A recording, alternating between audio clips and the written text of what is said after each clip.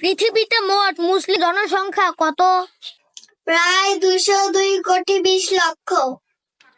পৃথিবীতে মোট হিন্দু ধর্মাবলম্বী জনসংখ্যা কত? প্রায় 124,20,00,000।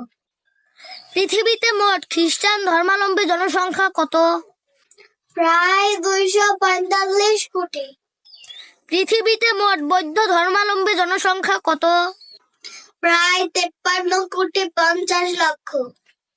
পৃথিবীতে মোট ইহুদি ধর্মাবলম্বী জনসংখ্যা কত?